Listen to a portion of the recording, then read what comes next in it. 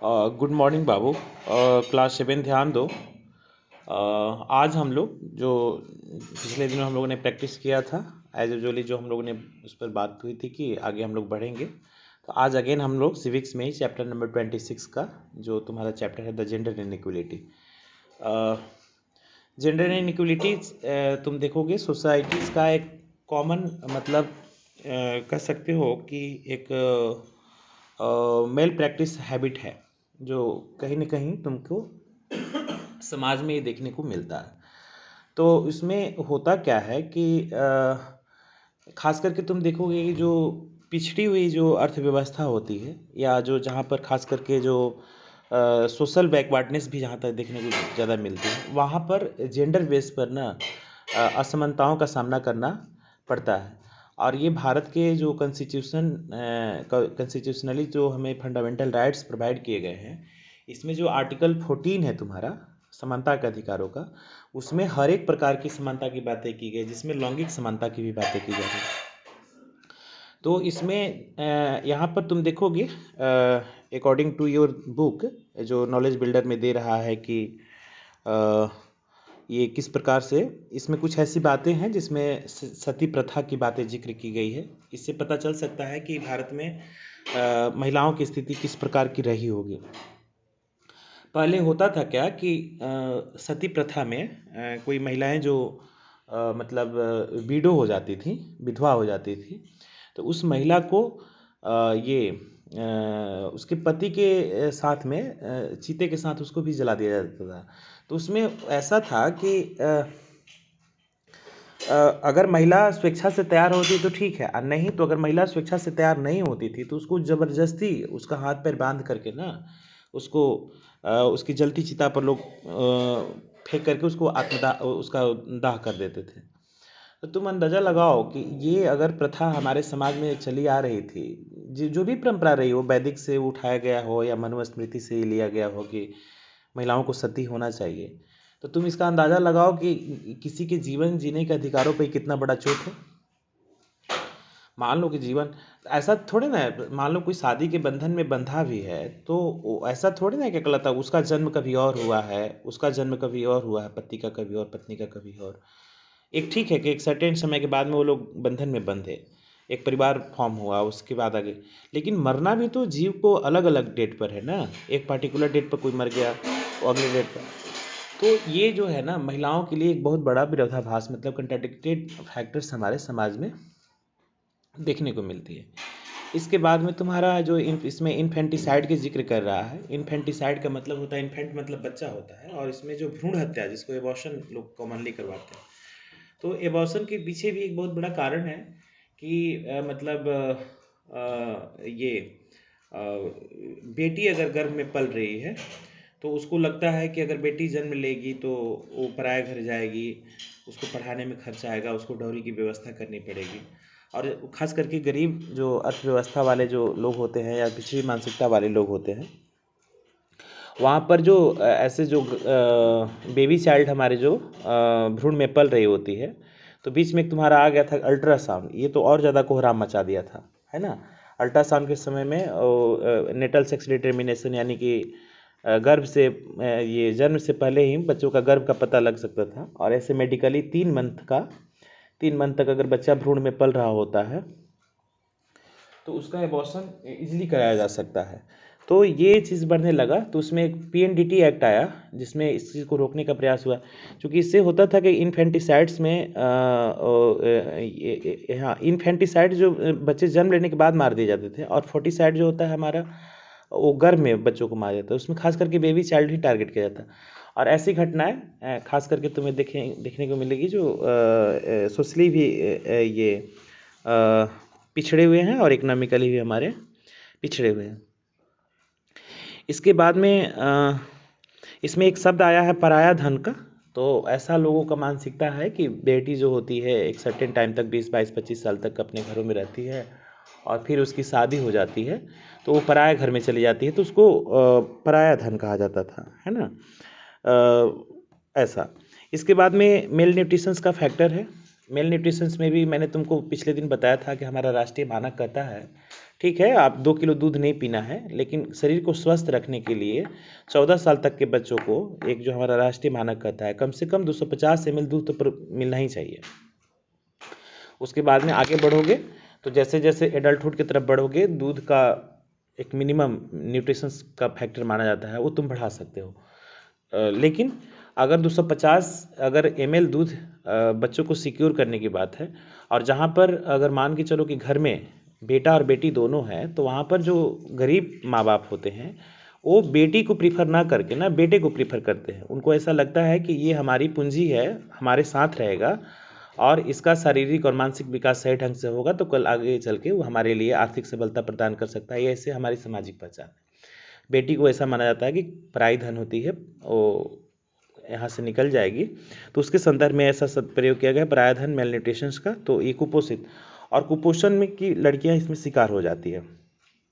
और कुपोषण ही नहीं, जहाँ गरीब मतलब जो बस्तियाँ हैं जहाँ गरीबी बहुत ज़्यादा है, जहाँ सोशियो इकोनॉमिक कंडीशंस काफ़ी पुअर है, वहाँ पर मेल न्यूट्रिशंस के शिकार लड़कियों को कम उम्र में शादी भी कर जाती है, यानी कि चाइल्ड मैरिज भी उसका एक कॉमन वहाँ पर एक दिखा जाता है। क्योंकि डॉरीज के लिए उनके पास में पैसे नहीं रहते हैं, वो 12 साल 13 साल 15 साल तक की उम्र आते आते ना लड़कियों की शादी के बारे में लोग सोचना प्रारंभ कर देते हैं उसके माँ बाप।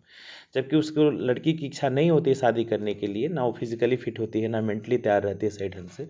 और एक कुपोषित माँ, उसमें तुम्हारा एक टर्म आता है इन्फेंट मोर्टेलिटी रेट, जिसको हम लोग बोलते हैं शिशु मातृ मृत्यु दर।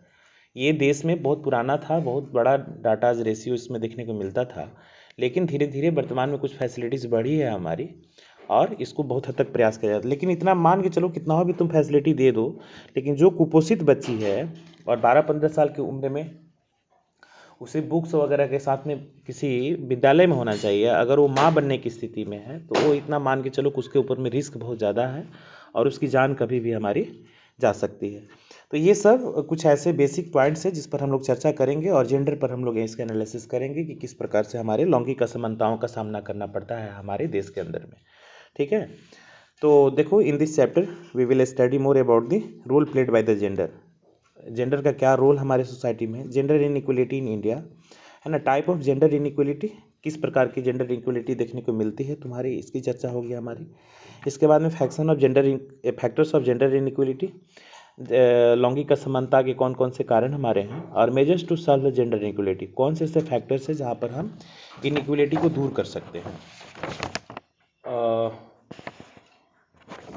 इसके बाद में efforts for eradication of the inequality, इसको कैसे हम समूल नाश कर सकते हैं, जड़ से कैसे समाप्त, इरेडिकेशन की बात कर रहा है। लेकिन हालांकि देखो ये कहने और करने में बहुत अंतर है। सरकार भी नारा लगा रहा है बेटी बचाओ बेटी पढ़ाओ, और जब 33% महिलाओं को रिजर्वेशन देने की बात आती है तो उसी में यही वर्तमान में मोदी जी तो ऐसे ऐसे कानून को पास करा दे रहे हैं कि जिसकी कोई कल्पना भी नहीं कर सकते, जोड़ तोड़ करके। लोकसभा में तो निश्चित तौर पर पास हो जाएगा, राज्यसभा में जोड़ तोड़ करके पास। लेकिन यहाँ सबसे बड़ा दुर्भाग्य ये है कि महिला जो बिल है 33% महिलाओं को रिजर्वेशन देने की जो बात हमारी हो रही है, उसमें महिलाओं का बिल पास हो चुका है, लोकसभा में बहुत दिनों से लंबे समय से लटका हुआ है। तो इस पर अगर मान के चलो कि बेटी बचाओ बेटी पढ़ाओ का नारा लगा रहे हैं, तो बेटी ऐसा क्यों नहीं लग रहा है कि आपको सांसद और विधायक बन करके देश की सेवा कर सकती है हमारी। लड़कियों में तो ऐसी काबिलियत और हुनर देखने को मिल रहा है वर्तमान में कि लड़कियां फाइटर प्लेन तक उड़ा रही है। भावना कंठ का नाम तुम लोगों ने सुना होगा, और ये क्या नाम है, अवनी चतुर्वेदी का नाम तुमने सुना होगा। नेवी में लड़कियां जा रही है, किरण बेदी का नाम, गेम्स एंड स्पोर्ट्स में सानिया मिर्जा हो, ये शिल्पी जायसवाल हो, ये हैदराबाद की जो लड़की है बैडमिंटन खेलती है, पीवी सिंधु है, इसके बाद में वो तुम्हारा पुलेला गोपीचंद के साथ में जो ये खेलती थी, वो लड़की का नाम अभी स्ट्राइक नहीं कर पा रहा है। इसे बहुत सारे लड़कियां, दीपा कर्माकर का नाम तुम लोगों ने सुना होगा, या वर्ल्ड कप में महिलाएं जीत करके आ रही हैं, झूलन गोस्वामी, हरमनप्रीत कौर, बहुत सारी महिलाएं ऐसे हैं, IAS IPS बन रही है। नेता मंत्री के तौर पर भी तुम देखो स्मृति ईरानी से लेकर के निर्मला सीतारमन, ऐसे बड़े नाम तुमको देश में मिलने को मिलता है। लेकिन ऐसा है ना कि इसकी दोहरी मानसिकता वाली बात हो जाती है कि जब इतनी सशक्त और मजबूत महिलाएं हमारे देश के रक्षा मंत्रालय संभाल सकती हैं, वित्त मंत्रालय संभाल सकती हैं, देश की चीफ मिनिस्टर बन सकती हैं, तो हमें महिलाओं पर अब बिलीव करना चाहिए। देश की आज़ादी के बाद में 70 साल के बाद में अभी भी कॉम्प्लेक्स नहीं रखना चाहिए कि महिलाएं डबल स्टैंडर्ड सिटीजन हैं, उनके माइंड सेटिंग बहुत ज़्यादा अच्छा नहीं होता है, उनको इंडोर के लिए बनाया गया है। ऐसा इस मानसिकता को परित्याग करना चाहिए, तब जा करके सही मायने में बेटी बचाओ और बेटी पढ़ाओ का जो नारा हमारा होगा वो सफल होगा। इसके बाद में नेक्स्ट दे रहा है the role of the government. वही सरकार क्या इस पर कर रही है नहीं कर रही है ऐसा कुछ। तो इसमें हम टॉपिक को प्रारंभ करने से पहले सबसे पहले दो चीज़ों का जिक्र करना चाहेंगे, जैसे कि जेंडर और जो सेक्स डिटर्मिनेशन हमारा होता है इसको लोग एक मान लेते हैं, ऐसा नहीं है। देखो, सेक्स डिटर्मिनेशन जो हमारा होता है वो हमारा बायोलॉजिकल फैक्टर्स है ना। जैसे कि भ्रूण में बच्चा होगा कि बच्ची होगी, वो लड़का होगा कि लड़की होगी, ये पूरी तरीके से हमारी जैविक प्रक्रिया है। इसको हम बदल भी नहीं सकते हैं। इसको लोग गॉड का नाम दे दें या प्रकृति का नाम दे दें, है ना। तो वो गर्भ में बच्चा जो पल रहा है वो बेटा होगी कि बेटी होगी, हमारे बस की बात नहीं है ना। तो अब इतना तो मान के चलो ना कि जब वो गर्भ में लड़की ही आ गई तो भगवान का एक गिफ्ट माना जाए। गॉड का एबॉर्शन का तो कोई मीनिंग वहाँ पर बनता नहीं है ना। लेकिन अब उसको लोग अपने हिसाब से ट्रीट कर रहे हैं कि लड़की है तो हम उसको जन्म नहीं लेने देंगे, या लड़की जन्म ले ली तो उसको हम जीने नहीं देंगे। ऐसा ही कंडीशन तुमको हरियाणा वगैरह में देखने को मिलता है। फोर्टिसाइड और इन्फेंटिसाइड का कंडीशंस सबसे ज़्यादा लिंगानुपात की स्थिति जो है हमारी खतरनाक है हरियाणा में। हरियाणा में लगभग 700 समथिंग के आसपास में 1000 मतलब बच्चों पर 737 लड़कियों का एक रेशियो दिखाता है, और कहीं कहीं तो तुमको 400 समथिंग के आसपास में ऐसा है। इसमें एक बार मैंने देखा था सत्यमेव जयते में कोई ऐसी कम्युनिटी थी जहाँ पर लड़कियों के जन्म होने के बाद उसको तेल की कड़ाह में लोग फेंक करके मार देते थे। पता नहीं कि कितना बड़ा दिल लोग का रहता होगा, है ना, कि इस तरीके से उसके ऊपर में होता था।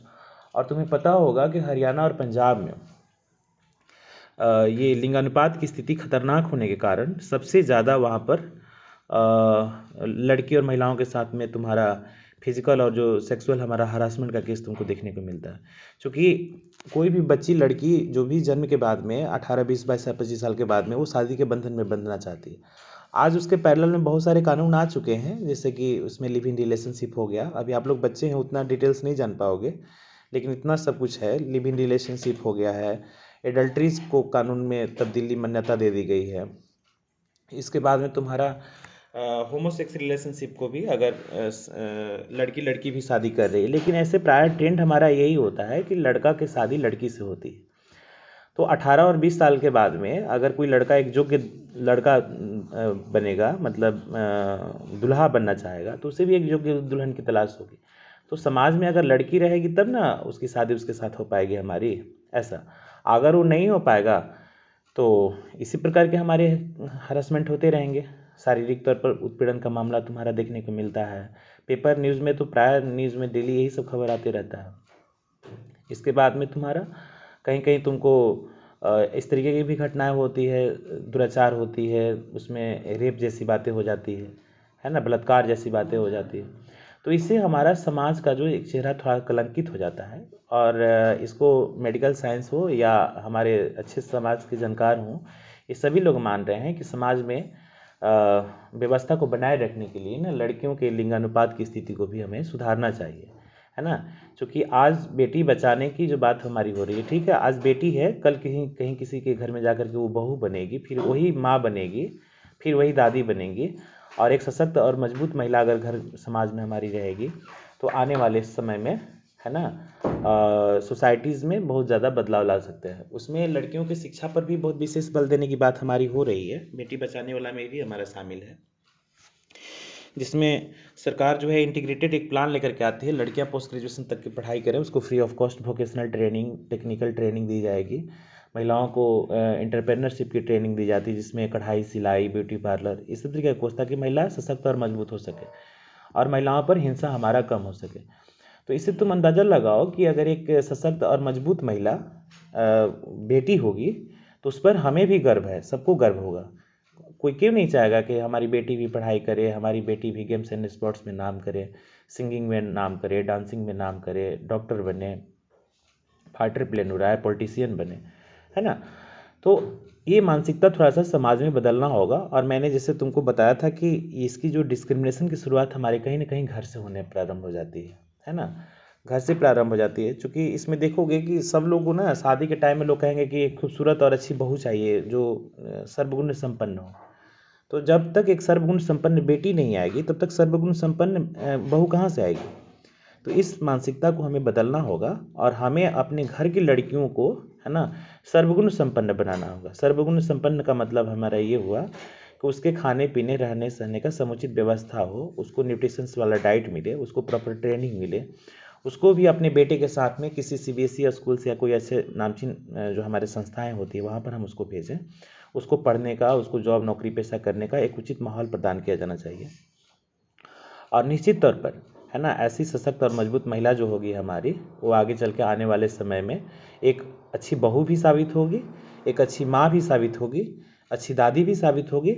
और कहीं ना कहीं उसका एक वाइड स्प्रेडेशन इन संदर्भ की अगर सोशल रोल भी है, एक्टिविस्ट के तौर पर काम करना चाहती है, तो समाज में अमन चैन सुख शांति के लिए वो कार्य हमारा कर सकती है। क्योंकि बौद्धिक रूप से संपन्न होना, है ना, एक सामाजिक तुम्हारा सोशल हार्मोनी को मेंटेन करने का एक बहुत बड़ा फैक्टर्स हमारा मिलता है ना। तो यहाँ पर ऐसी महिलाओं को सशक्तिकरण के बारे में हमारा सोचना चाहिए। एक फैक्ट फाइल दिया है, हम इसी से प्रारंभ करना चाहेंगे। हाँ, तो उसमें एक चीज़ बोलना था, तो वो एक जैविक प्रक्रियाओं को हम लोग डिस्टर्ब करने का प्रयास करते हैं। और एक हमारा जो जेंडर शब्द होता है ना, जेंडर शब्द जो हमारा होता है, ये शब्द सोशल और सोसाइटी के द्वारा हमारा क्रिएट किए हुए, जैसे कि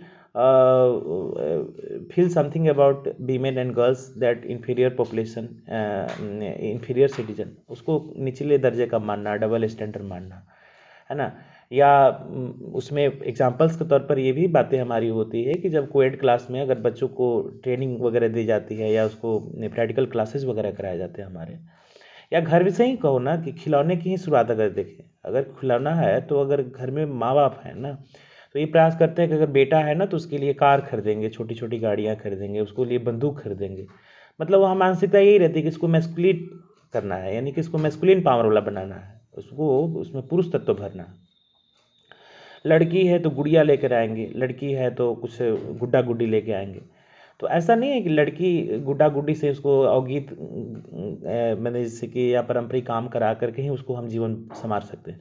उसको अगर घर में बेटा और बेटी दोनों साथ में हैं तो उसको इन्वायरमेंट खुला देना चाहिए। अगर हो सकता है कि वो बेटा से अच्छा निशानेबाजी कर लेते तो उसके लिए भी बंदूक खरीद दिया जाए। क्या हो सकता है कि भविष्य में वो IPS बन जाए, है ना। या कोएड क्लासेस में जैसे कि लैब की ही जो उसमें एग्जांपल एक बार मैंने कहीं किसी NCERT में देखा था, दिया था कि जब क्लास में जाते हैं तो लैब में कुछ साइंटिफिकल अप्रोच वाला वर्क जो है ना बच्चों को दे दी जाती है, और उसको जो नोट डाउन करना है, कागज़ और पेन चलाना है, वो लड़कियों को दे दिया जाता है।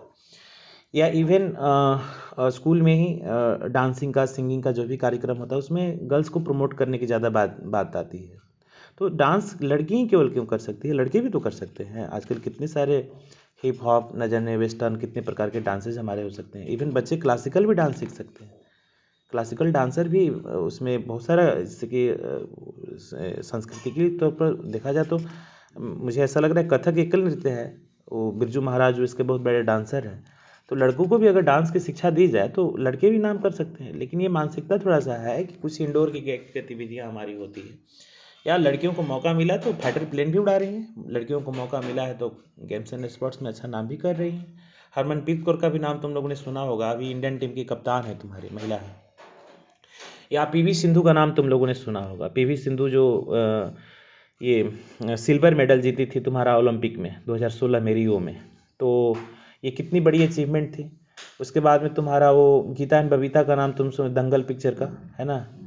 वो उस समय ऐसा हुआ था कि 117-18 लोग यहाँ से गए थे ओलंपिक में भाग लेने के लिए, और मात्र 3 मेडल सिक्योर हुआ था। एक तुम्हारा वो साक्षी मलिक का कुश्ती में, एक ये तुम्हारा PV सिंधु का, और एक कोई नाम है अभी मुझे स्ट्राइक नहीं कर पा रहा, और दीपा कर्माकर एक 4th पोजीशन पर आई थी। तो अगर हम देश के बाहर भी ना महिलाओं को एक उचित प्रतिनिधित्व देने का अगर मौका दें तो ये बातें हमारी सिक्योर हो सकती है। तो जेंडर की जो मानसिकता हमारी होती है ना, ये थोड़ा सा बदलना होगा और इसकी शुरुआत कहीं ना कहीं घर से करनी होगी। हमें अपनी लड़कियों को मजबूत बनाना होगा। जब बच्चियां स्कूल में जाती हैं पढ़ने के लिए, तो वहाँ भी हमें इस बात का ध्यान रखना होगा कि जो भी को करिकुलर एक्टिविटीज़ हमारी होती है सिलेबस वगैरह पढ़ने के बाद, है ना, जो भी को करिकुलर एक्टिविटीज़ हमारी होती है उसमें समान रूप से लड़के के साथ साथ में लड़के, चूँकि कोएड क्लास का मीनिंग ही हमारा यही होता है कि हम लड़कियों को अलग नहीं समझते हैं। शिक्षा का संदर्भ यही हमारा है। जो जो ऐसे स्कूल्स हमारे कोएड पर चल रहे होते हैं वहाँ पर इस बात की जेंडर इक्वलिटी है, हम लैंगिक समानता की तरफ ले जा रहे होते हैं और इस बात का विशेष जिक्र किया जाता है कि हम अपनी लड़कियों को ना भी मैस्कुलेट करना चाहते हैं, यानी कि उसमें मैस्कुलिन पावर जनरेट करना चाहते हैं। कोई माँ बाप चिंतित नहीं होता है कि लड़की हमारी कोएड क्लास में जाती है, लड़कों के साथ बैठती है तो किस प्रकार से पढ़ाई करेगी नहीं करेगी, है ना, वो अच्छे से करेगी और वो लड़कों से कहीं अच्छी काबिलियत हासिल कर सकती है, इतना बिलीव माँ बाप को भी होता है।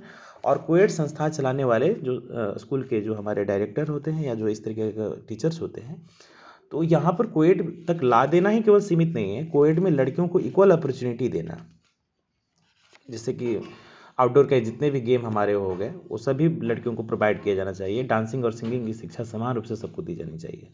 ऐसा इवन न्यूट्रिशन से बात होती है, घर में उस तरीके का माहौल जनरेट करने की बात होती है जहाँ पर हम लड़का और लड़की दोनों को समान रूप से आगे बढ़ने का मौका दें। तो इसकी शुरुआत परिवार से हो सकती है, इसकी शुरुआत हमारे स्कूल से हो सकती है।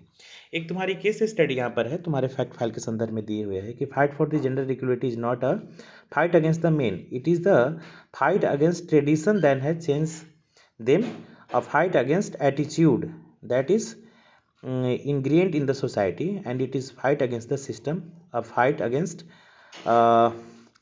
proverbial, है ना, लक्ष्मण रेखा which is different for men and different for women, and the society must rise to the occasion and they must recognize and accept fact that men and women are equal partners in life. They are individuals who have their own identity. ये doctor justice S आनंद का तुम्हारा जिक्र है, कहीं पर महिला का कोई केस गया होगा उस पर इनका एक अपना फैक्ट आया है जिससे कि उसमें जजमेंट आता है।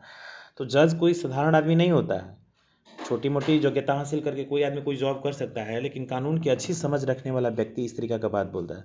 इसमें क्या बातें हो रही है कि जेंडर इक्वलिटी लाने की जो बात हमारी होती है, इसका मतलब कतई ये नहीं हुआ कि हमें पुरुषों के खिलाफ लड़ना है। यहाँ बात हो रही है कि पुरुषों के समकक्ष उसकी बराबरी की मान्यता प्रदान करना है, महिलाओं को पुरुष जैसा सशक्त और मजबूत बनाना है, उसकी जिम्मेवारियों का एहसास कराना है कि महिलाएं भी, है ना, उसको संभाल सकती हैं। जैसे तुम इसको ऐसे समझो कि अगर घर में माँ और पापा दोनों हैं तो एक मानसिकता अगर मान लो कि दोनों वर्किंग है, मम्मी भी बाहर काम करती है और पापा भी बाहर काम करते हैं, तो यहाँ पर एहसास फीलिंग ये हमारा होना चाहिए कि वो हमारा लीडर्स एक तरीके का सोचो ना कि हम महिला, अगर मान लो कि तुम बाहर में लीडर नहीं भी मान लेते हो तो कम से कम घर का तो लीडर मान लेना चाहिए। घर के व्यवस्थाओं में कोई हस्तक्षेप करने का पुरुष लोगों का अधिकार नहीं होना चाहिए ज़्यादा, है ना। घर की पूरी व्यवस्था, है ना, संभालने की जिम्मेवारी हमारी महिलाओं के ऊपर छोड़ देनी चाहिए। इवन घर के फूड को ये क्या कहते हैं, तुम्हारा पकवान बनाने से लेकर के डेकोरेशन तक का पूरा काम संभाल, बाहर को आप देखें ऐसा, तो ये उसके समकक्ष ला करके इसको खड़ा करता है। इसमें दे रहा कि it is a fight against tradition that have change them, बोला कि जो प्रथाएं हमारे समाज में चली आ रही है महिलाओं को लेकर के, उस प्रथाओं के खिलाफ हमें लड़ना है। अब सती प्रथा की ही बात इसमें देखो कि किसी भी एंगल से सही नहीं है, या उसमें ये तुम्हारा वो प्रदा प्रथा भी है ना, जिसमें महिलाओं को घूंघट में रहने का, तो अगर कोई स्वेच्छा से महिला घूंघट में रहती है तो रहने दो, कोई दिक्कत नहीं है, उसकी अपनी पर्सनल इंटरेस्ट है।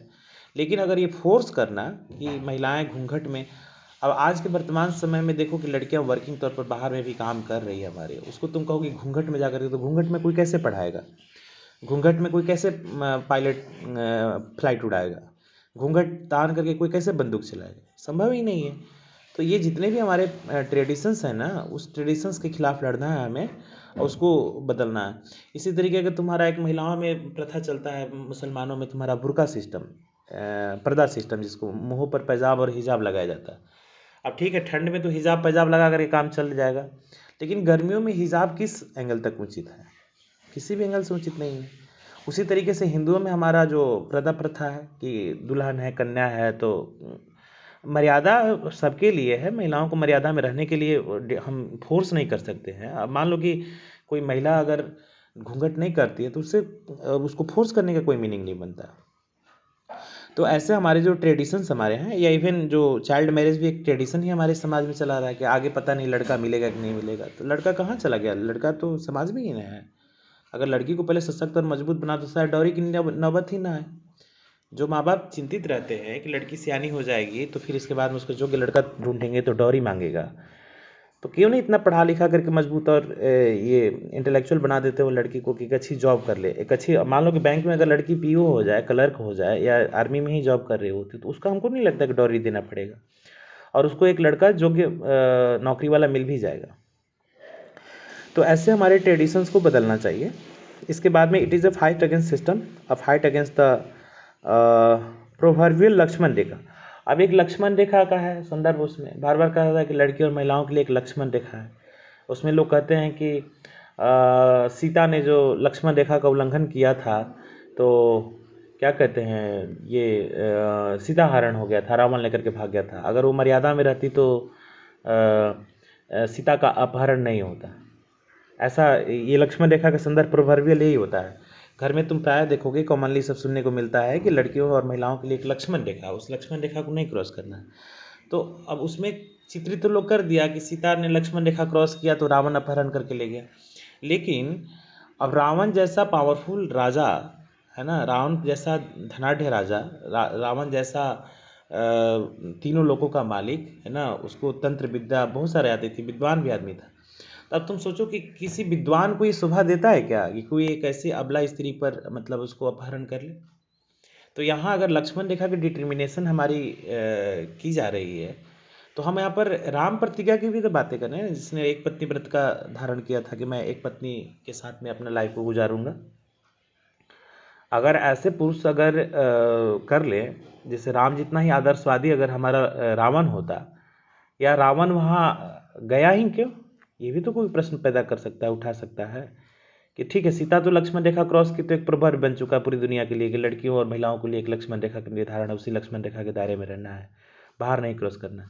लेकिन ये कहाँ लिखा हुआ है कि कोई भी ऐसा मतलब पुरुष जिसकी मानसिक हालत ठीक नहीं है वो भटकता चले और महिलाओं को टर्चर करे, उसको उसका अपहरण कर ले? ये भी तो सही नहीं है। तो इस प्रोवर्बियल कंडीशंस को हमें बदलना होगा, ठीक है।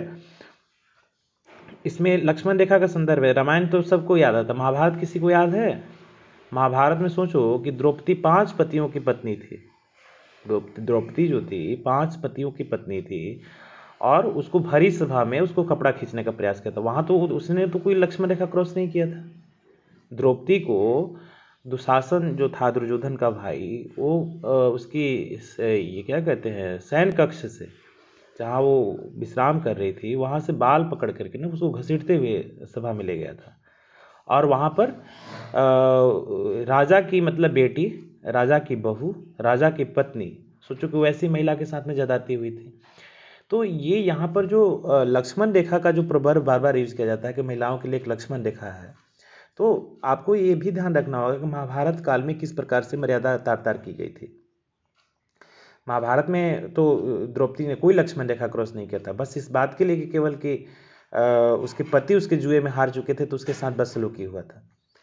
तो हमें लक्ष्मण रेखा के निर्धारण करने के साथ साथ में राम की प्रतिज्ञा का भी अवहेलना करना चाहिए, ध्यान रखना चाहिए। अगर पुरुष अगर राम की प्रतिज्ञाओं का अनुसरण कर लें तो महिलाओं के लिए लक्ष्मण रेखा का कोई मीनिंग नहीं बनता है हमारा, ठीक है। And different for main and different for women, ये महिलाओं और पुरुषों के लिए अलग अलग हमारा नहीं हो सकता है। मर्यादा सबके लिए समान है और सभी को मर्यादा में रहना पड़ेगा।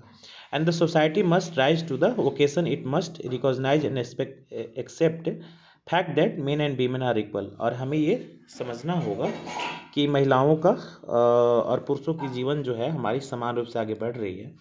And they are individuals who have the own identity, और हर एक महिला की अपनी एक स्वतंत्र पहचान हमारी होती है। अब समाज में एक नई कहानी आ रही है कि लड़कियां जो है ये क्या कहते हैं, तलाक ले रही हैं, जिसमें तुम्हारा डाइवोर्स की जो मैटर आ रहा है। तो डाइवोर्स में तुम देखोगे कि जो महिला अगर सक्षम नहीं है, अगर कम पढ़ी लिखी हुई है, या उसके पास में कोई नौकरी पेशा ढंग का हमारा नहीं है, तो वो कहाँ जाएगी? वो तो एक ऐसी प्रथाएं और ट्रेडिशन हमारा बना हुआ था भारतीय महिलाओं के प्रति कि महिला बचपन में पिता के नियंत्रण में रहेगी, महिला जब सियानी हो जाएगी, बड़ी हो जाएगी तो पति के नियंत्रण में रहेगी, और महिला जब बूढ़ी हो जाएगी तो पुत्रों के नियंत्रण में रहेगी। ये प्रथा हमारी वर्तमान दौर में चले। लेकिन तुम किसी घर का ऐसा एनालिसिस करो, अपने अड़ोस पड़ोस में देख सकते हो, जाके कहीं पूछना नहीं है, खाली अवलोकन करना है कि कोई महिला अगर, लड़की अगर पढ़ी लिखी है, उसके घर वाले उसके इच्छा के खिलाफ अगर शादी कर दे तो कोहराम मच जाएगा, वो कभी एक्सेप्ट नहीं कर सकती है। उसको अपने लाइफ पार्टनर चुनने का, या इसमें जो बात कर रहा है कि इंडिपेंडेंट जो हमारी अपनी पहचान हमारी होती है ना। अब उसमें इंडिपेंडेंट लाइफ पार्टनर चुनने का मतलब ये नहीं हुआ कि घर की भी मर्यादा को तार तार कर दे, लेकिन हाँ, कोई फोर्स नहीं उसमें होना चाहिए, दोनों तरफ से एक अंडरस्टैंडिंग क्रिएट करके ना उसकी शादी कराई जा सकती है। वो इसी तरीके से अगर सशक्त और एक मजबूत महिला अगर किसी पति के साथ में या लाइफ पार्टनर के साथ अपने लाइफ का निर्वाह कर रही है, अगर उसका पति उसको बार बार वेक्स करता है, डोमेस्टिक वायलेंस जैसे मामले वहाँ पर देखने को मिलते हैं, एब्यूज़ करना, ड्रिंक करना, मारपीट करना, उसको बार बार एहसास दिलाना कि महिला है ऐसे करके, वो लड़की बहुत लंबे समय तक वहाँ नहीं सर्वाइव कर सकती है। उसके पास में ऑलरेडी बैंक की या जो भी डॉक्टर्स अगर है उसके अच्छा 1 लाख 1.5 लाख 2 लाख रुपए की सैलरी है, तो वो जानवर के साथ रहना ही पसंद नहीं करेगी। उसको शादी करी है आदमी मानव के साथ की है, और चाहती है कि हमें भी लव अफेक्शन जो भी कुछ एक परिवार से मिल सकता है मिलना चाहिए। लेकिन अगर वो पति है ना मर्यादा को तोड़ता है, अगर उसके साथ ज्यादतियाँ करता है, तो ऐसी ही महिलाएं जो होती है हमारी डाइवोर्स लेती है। और आज तुम देखोगे कि लोग वह रहा है कि समाज बदल गया है, उसमें डाइवोर्स के केसेस बढ़ रहे हैं, जिसमें हम लोग तलाक बोलते हैं, संबंध विच्छेद के हमारे।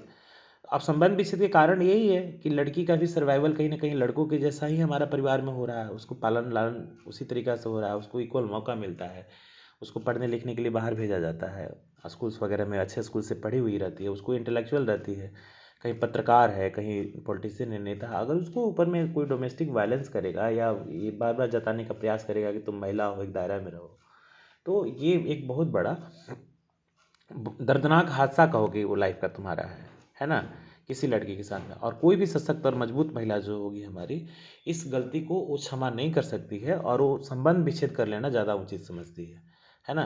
तो ये डाइवोर्स के मैटर हमारे बढ़ रहे हैं, और इसमें जो दे रहा है कि they are individuals who have their own identity. और यहाँ पर एक जस्टिस जो हमारे एस आनंद का जो जिक्र किया है, यह महिलाएं जो है हमारी स्वतंत्र हैं, और इनकी एक अपनी अलग पहचान है। ठीक है, तो इसमें रोल प्ले बाई जेंडर की जो बात कर रहा है, ये जितनी भी चीज़ों को मैंने जिक्र किया है उसको अलग अलग एग्जाम्पल के थ्रू बताने और समझाने का इसमें प्रयास किया गया होगा। ये ऑलरेडी तुम्हारा 32-33 मिनट का हो भी गया है। इस पर डिस्कस करेंगे तो लंबा भी चलेगा, लेकिन उतना नहीं करना, हम लोग को एक लिमिटेड टाइम में सब कुछ करना है। इसको ध्यान, चूँकि आज पहला चैप्टर था, पहला क्लास था, तो मुझे ऐसा लगा कि इसके इंट्रोडक्शंस में थोड़े हमारे टाइम लग सकते हैं, तो उस मैंने इंट्रोडक्शन दे, इसके बाद में धीरे धीरे के सीक्वेंस में हम लोग आगे बढ़ेंगे। जिसमें देखा कि gender is the term that you may often have heard. It is term, however, that is not easily understood, and our understanding of the gender is often based on the family and society that we live in. ये प्राय वहीं पर तुमको देखने को मिलता है जहाँ समाज, ये बोला ना कि जेंडर शब्द जो है ना, ये सोसाइटी के द्वारा बनाया गया है। लिंग निर्धारण, जिसमें सेक्स डिटर्मिनेशन हम लोग कहते हैं, लड़की होगी लड़का होगा, ये जैविक प्रक्रिया है, और ये नेचर से जो गॉड का जो देन है हमारा है। लेकिन जो जेंडर शब्द है ना, ये जहाँ हम रहते हैं वहाँ ये बनाया हुआ शब्द है। So this leads us to think that the roles we see men and women around us play are fixed and natural, and in fact these roles differ across communities around the world. पूरे world में इसका बदलता है। Western societies में देखोगे वहाँ पर महिलाओं को ज़्यादा स्वतंत्रता मिली हुई है ना। और आजकल तुम लोग देखोगे पहनाव पर जो हमारा एक क्वेश्चन मार्क खड़ा किया जाता है कि वेस्टर्न परिधान के हमारे बढ़ रहे हैं, तो वहाँ पर फ्रीडम महिलाओं को रेस्पेक्टिव देन ओरिएंट सोसाइटी, यानी कि ईस्ट कल्चर की अपेक्षा वेस्ट में महिलाओं को फ्रीडम थोड़ा ज़्यादा मिला हुआ है। और यहाँ पर अगेन जो वेस्टर्न कपड़ों को लेकर के जो चर्चा होती है हमारी, ये लड़कियों को लेकर कहीं ज़्यादा होता है ना। लड़का मुर्गा बन के घूम रहा है तो कोई दिक्कत नहीं है, लड़का भी आजकल देखोगे हेयर कट रंग बिरंग का लेता है, वो घर से निकला बढ़िया सलामत, बाहर से उधर मुर्गा बन के आया बाल कटवा करके, घर वाले ही उसको पहचान नहीं रहे हैं, तो उस पर कोई क्वेश्चन मार्क खड़ा नहीं करता है। लेकिन अगर लड़की कहीं भी किसी गलती से अगर वेस्टर्न कपड़े पहन लेती है, वेस्टर्न कपड़े में जैसे कि जो भी आजकल तुम लोग बच्चे पहनते हैं, वो तो उसको लेकर के मम्मी पापा से लेकर के पूरी सोसाइटीज़ को इस बात का इतराज़ हमारा हो सकता है। और देखो इसमें मर्यादा का जो एक सीमा का निर्धारण हमारा करना है, ये वेस्ट कपड़े पहनने का जो चलन हमारा प्रारंभ हुआ देश के अंदर में, ये वर्किंग कल्चर पर एक बेस्ट वर्किंग इफिशियंसी के संदर्भ से ऐसा किया गया था। अब जैसे मान के चलो कि अगर साड़ी पहनना, साड़ी तो अगर मान लो कि घर में भी अगर लंबे समय से कोई महिला रहती है साड़ी पहनती, तो साड़ी को संभालना थोड़ा सा ज़्यादा मुश्किल है रेस्पेक्टिव देन पैंट शर्ट, है ना, या trouser T shirt. Trouser T shirts में अगर आप हैं तो कपड़ों पर कम समय देना पड़ेगा, तो स्वाभाविक है कि बॉडी एक्टिव ढंग से काम करेगी, तो काम करेगी तो वर्क ज़्यादा बढ़ेगा। तो हमारे जो ऑफिस कल्चर्स में भी जो महिलाएं वेस्ट कपड़े पहन करके जाती हैं, जो पैंट शर्ट वगैरह फॉर्मल पहन के जाती हैं, कुछ ऐसे कैजुअल्स कपड़े जो पहन करके आने की इजाज़त दी जाती है उन लोगों को, उसके पीछे यही कारण होता है कि आप 7 फीट 8 फीट की साड़ी संभालने में समय व्यतीत न करें। आप पुरुषों की तरह एक ऑफिस में किसी टेबल कुर्सी पर बैठिए और अपना काम करिए, है ना। तो ये, लेकिन आजकल थोड़ा सा इसमें थोड़ा सा लिटिल बिट कंडीशन है, मैं थोड़ा सा इस पर जोड़ दूंगा कि पश्चिमी सभ्यता के कपड़े का जो एक अभी दौर हमारे समाज में जो चल रहा है, ये कहीं ना कहीं उसके जो मीनिंगफुल जो फैक्ट्स था ना, उसको हटा करके लोग फैशन प्रस्ती पर ज़्यादा ध्यान दे रहे हैं। यानी कि वो एक फैशन का ही कहीं ना कहीं सा बन चुका है। तो उसके एक लिमिटेशंस पर थोड़ा सा तो बैरियर हमको लगता है कि आदर्शवादी तरीके से लड़कियां और महिलाएं भी इस पर अगर कर सकती हैं, कुछ रोल प्ले कर सकती हैं, तो करना चाहिए। हमें इस बात का ध्यान रखना चाहिए कि अगर किसी पश्चिमी सभ्यता के कपड़े पहनने से घर वाले को एतराज़ है ना, माँ बाप को एतराज़ है, दादी को एतराज़ है, या अगर मानते हैं कि अगर हम सोसाइटी में कहीं जाते हैं तो कुछ हमें व्यंग का सामना करना पड़ता है या कुछ ऐसे अनवांटेड कमेंट्स हमें मिलते हैं, तो हमें उसको नज़रअंदाज करना चाहिए। हाँ, ओकेजनली समटाइम्स पार्टीज़ हो या समथिंग कुछ भी हो, उसमें तुम कर सकते हो, लेकिन कंटिन्यूअसली अगर केवल फैशन प्रस्ती के लिहाज से अगर वेस्टर्न कपड़े पहने जा रहे होते हैं, तो वहाँ थोड़ा सा आदर्शवादी तरीके से, मैं आइडियल संदर्भ में ये बातें कह रहा हूँ, ये आपको खुद से डिसाइड करना चाहिए कि आप किस सराउंडिंग से बिलोंग करते हो। पटना में आप वेस्टर्न कपड़े पहन के घूम रहे हो कि ईस्टर्न कपड़े पहन के घूम रहे हो, अपडेटेड हो, इससे किसी को कोई फर्क नहीं पड़ने वाला, उतना टाइम ही किसी के पास में नहीं है। लेकिन यही वेस्टर्न कपड़े पहन करके अगर आप लंबे समय तक गांव में रहते हो ना, तो तुम्हें कहीं ना कहीं इसका खामियाजा भुगतना पड़ेगा, है ना। सोसाइटीज़ में 10 रंग के लोग मिलेंगे, 10 तरह की बातें होगी, महिलाएं भी इस पर कमेंट्स करेंगी, तो उससे हमें बचना चाहिए। और हमें इस बात का ध्यान रखना चाहिए कि फैशन का एक अपना लिमिटेशंस होता है, और वो पार्टी उटी तक ही सीमित हो, या ऑफिस कल्चर में जहाँ तक काम उसकी करने की बात हमारी हो रही है वहीं तक इसकी सीमित रखनी चाहिए। ये आदर्शवादी तरीके से खुद से आपको डिसाइड करना है, ये कोई फोर्स नहीं कर सकता। So by gender we mean social values and the stereotypes. यही स्टीरियोटाइप है, संकुचित मानसिकता हमारी समाज की होती है। Our cultures attach to the biological, है ना, डिस्टिंक्शन मेल एंड फीमेल। ये हुआ मेल एंड फीमेल का जो डिटर्मिनेशन हमारा है, या उसमें जो तीसरा हमारा जुड़ा है ट्रांसजेंडर। ट्रांसजेंडर में तुम्हारा होता क्या है कि 4 टाइप होते हैं।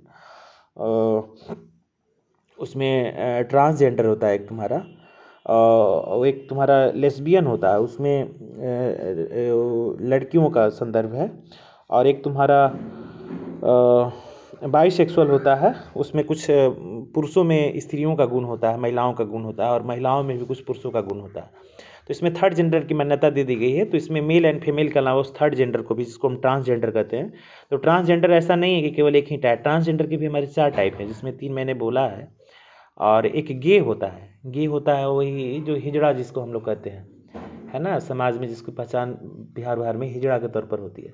तो हिजड़ा में होता क्या है ना, कि वो पूरी तरीके से ना पुरुष होता है ना पूरी तरीके से वो हमारा महिला होता है, वो बीच का जेंडर हमारा एक तरीका होता है। तो ये डिटर्मिनेशन हमारा बाय गॉड है। तो इस पर भी हंगामा मचा था कि हमारे समाज में पुरुष और महिलाओं की ही मान्यता है, थर्ड जेंडर नाम की कोई चीज़ नहीं होनी चाहिए।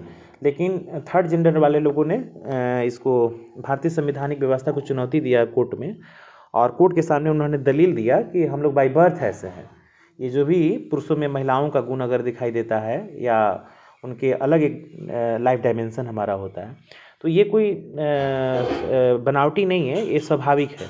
और उनको यही मानना था कि हम नेचुरल हैं और हमें मान्यता दी जानी चाहिए। इस पर गहन मंथन हुआ, बहुत सारे ऐसे बायोलॉजिकल टीम हमारी बैठाई गई, डॉक्टर्स की टीम बनाई गई। इस पर समाज शास्त्रियों का और जो एंथ्रोपोलॉजिकल जो अच्छे नॉलेज रखते हैं उनको एक एक्सपर्ट टीम की बैठाई गई, और वर्ल्ड के किसी अन्य कोने से भी ना केस स्टडीज़ किया गया।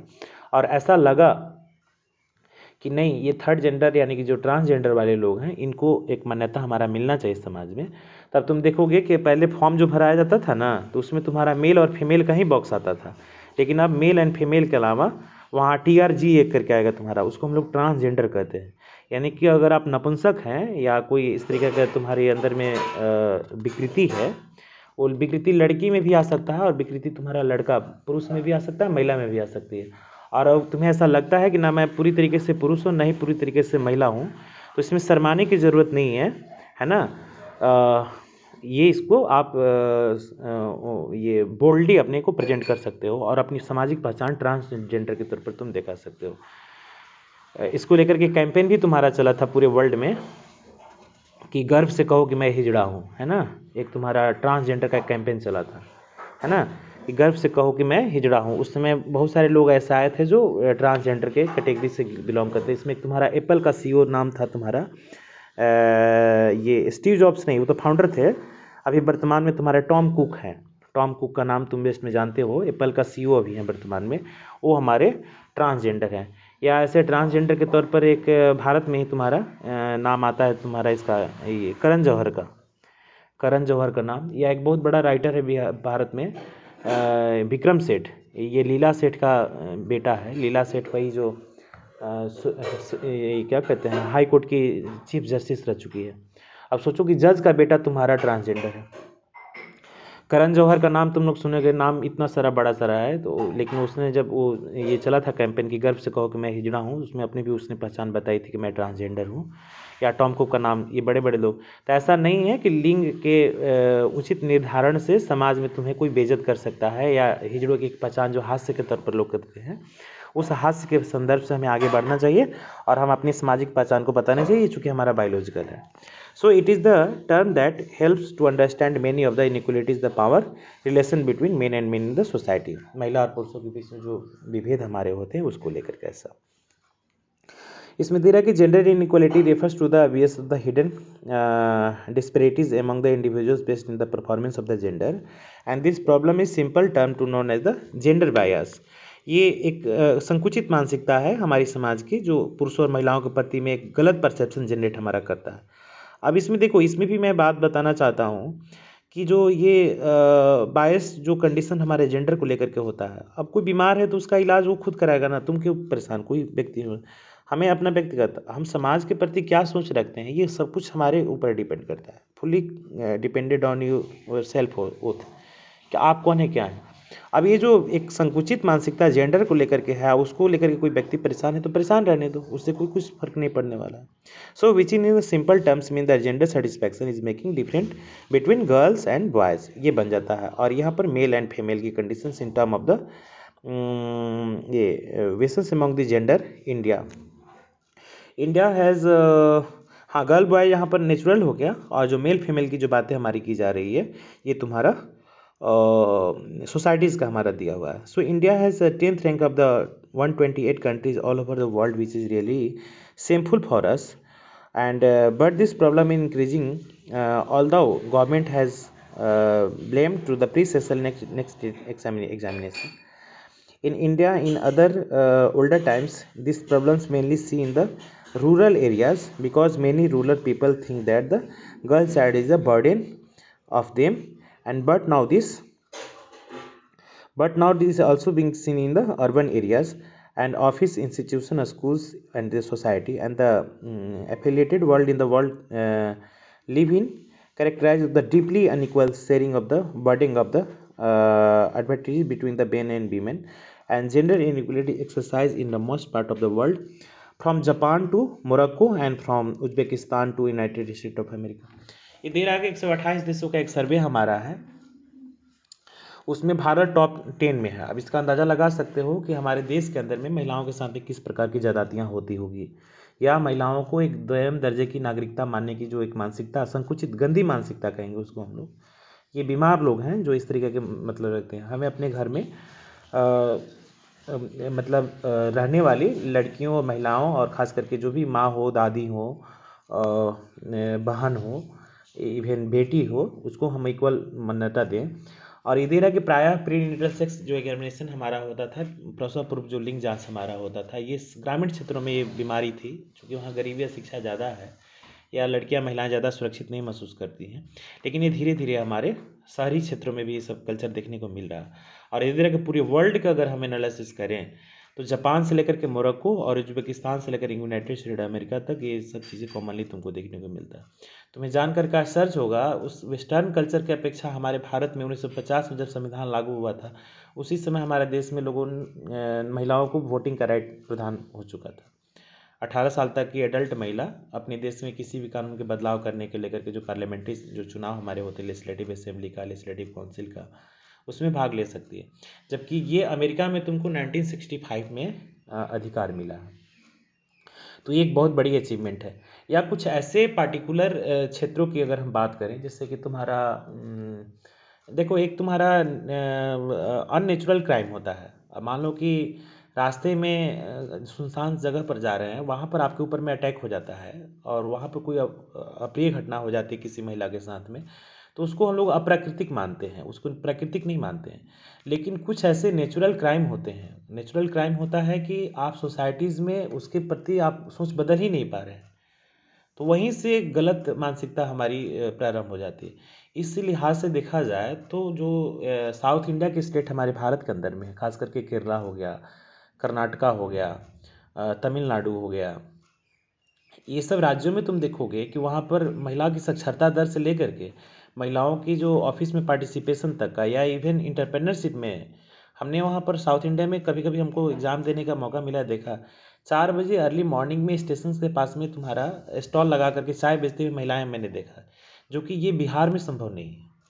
तो ये बहुत हद तक डिपेंड करता है हमारा कि हम प्राकृतिक तौर पर जो एक भेद हो रहा है लोगों के बीच में, वो हम कैसे कम करें, है ना। तो इसको कम करने का तरीका हमारा यही होता है कि हमें अपनी सोच की प्राकृतिक तरीके से ही उसकी मान्यता एग्जिस्टेंस को एक्सेप्ट करना चाहिए, और हमें एक जेंडर बायस कंडीशंस पैदा हो जाता है कि जो मानसिकता हमारी बन जाती है दोहरी मानसिकता, उस मानसिकता से हमें बचना चाहिए। अगर नहीं बच पा रहे हैं तो ये तमाम प्रकार की जो भी डिसऑर्डरनेस तुम देख रहे हो, ये एक बीमारी है। अगर बहुत ज़्यादा पुरुष बनने का प्रयास कर रहे हैं, अपने आप को बार बार ये बताने का प्रयास कर रहे हैं कि सोसाइटी हम ही से चल रही है, तो बड़े बड़े डींगे हाँकना, बड़े बड़े सपने देखना, जेंडर के बेस पर उटपटांग बातें करना, ये सब एक बीमार मानसिकता वाले व्यक्ति की पहचान हमारी होती है, और इस पहचान को हम सही नहीं मान सकते हैं। ये superiority complex and inferiority complex की बातें हमारी होती है। एक होता है कि आप बहुत उत्तम दर्जे के दिमाग में बात रखते हैं और सोचते हैं कि हमसे दुनिया में कोई बेहतर है ही नहीं, और एक बार ऐसा लगने लगता है कि हमसे गंदा आदमी इंसान कोई इस दुनिया में नहीं है और हमसे बेकार आदमी कोई नहीं है। ये सब वेस्टर्न सोसाइटीज़ में, और ख़ास करके जो सोशियो इकोनॉमिक बेस पर जो हाई सोसाइटी हमारी होती है, यहाँ पर इस चीज़ को एबनॉर्मलिटी और बीमारी समझी जाती है, और इसका एक प्रॉपर ट्रीटमेंट होती है, जिसको हम लोग कहेंगे कि मेंटल डिसऑर्डरनेस।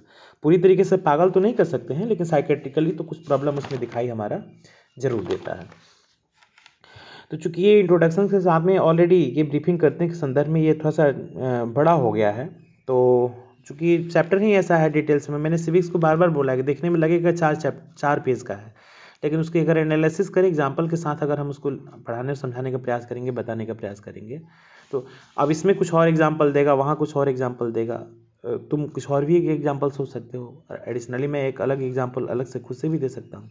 तो इसका सोशल स्टडीज़ का ये न इसका ओरिजिन है ना, वो कोई एंड है। इसकी शुरुआत कहाँ से होगी, समाप्त कहाँ होगा। इसके समाज में रंग बिरंगी घटनाएं हो रही है। जब हम चाइल्ड मैरिज की बात करते हैं तो डोमेस्टिक वायलेंस को हाइड नहीं कर सकते हैं, उस पर डॉरी सिस्टम की भी बातें हमारी हो सकती है, उसके हम इकोनॉमिकल एम्पावरमेंट की भी बातें कर सकते हैं, हम इसके सोशल एम्पावरमेंट की भी बातें कर सकते हैं, हम उसके हेल्थ और हाइजीन की भी बातें कर सकते हैं, हम उसके गवर्नमेंटल एफर्ट की भी बातें कर सकते हैं, हम उसके इक्वल अपॉर्चुनिटी के संदर्भ में बढ़ी हुई महिलाओं की भी बातें हम वर्क कर सकते हैं कि कौन महिला कितनी अच्छा कंट्रीब्यूट कर रही नहीं, ऐसा।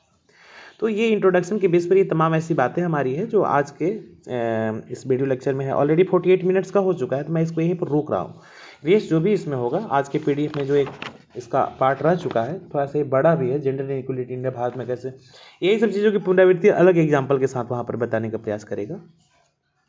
तो आप नेक्स्ट क्लासेस में इसको हम लोग जिक्र करेंगे। अभी जितना आपको समझाया और बताया गया है कि ट्रेडिशन, चूँकि हमें प्रारंभ करना था जेंडर इनइक्वलिटी 1947 से नहीं, हमें प्रारंभ करना था सिंधु घाटी सभ्यता और वैदिक सभ्यता काल से। चूँकि इसमें ऑलरेडी सब जिक्र, इसमें लक्ष्मण रेखा तक का, और पीछे चले जाइए जब सीता राम और क्या कहते हैं तुम्हारा द्रौपदी और महाभारत काल की भी महिलाओं की बातें हो रही है, या अंग्रेजों के शासन काल के समय में बहुत सारी ऐसी कुरीतियाँ हमारे समाज में थी, जैसे कि सती प्रथा वाला बात मैंने किया उसमें। इसके बाद में तुम्हारा ये विधवा पुनर्विवाह का मैटर था, या तुम्हारा चाइल्ड मैरिज में जो सरदा एक्ट वाली कंडीशन थी। इसके बाद में एजुकेशनल एम्पावरमेंट की जो बातें हमारी उसमें देखने को मिलती है। तो रंग बिरंग की बातें उसमें है ना शामिल है, महिलाओं पर लेकर के, चूंकि अत्याचार और दमन शोषण का एक लंबा चक्र चला है, तो हम उन चीज़ों को भी रिकॉल तो करना ही पड़ेगा, क्योंकि अगर ब्रीफिंग ही सही तो जानना तो थोड़ा थोड़ा तो चाहिए। अब बच्चे देखते भी हैं, आज लॉकडाउन में तो रामायण और महाभारत खूब जम के चला है सीरियल, उसको लोग देखे समझे भी हैं। तो वहाँ पर कैसे वीमेंस के साथ एक्सप्लॉइटिंग कंडीशंस या जो भी डिस्क्रिमिनेशन तुमको देखने को मिलता था, तुम लोग ये सब चीज़ों को देखे भी होगे। उसी चीज़ों को थोड़े थोड़े करके नहीं चीज़ों को रिकॉल करना है। तो मैं यहीं पर इस लेक्चर को रोक रहा हूँ, आप इसको देखिए समझिए, और इसमें कहीं कोई प्रॉब्लम आती है या कोई ऐसा माइंड में क्वेश्चन दिमाग में पैदा होता है तो तुम पूछ सकते हो, ठीक है ना। नेक्स्ट सेगमेंट जो इसका होगा हम लोग अगले क्लास में चर्चा करेंगे, ठीक है बाबू, ओके।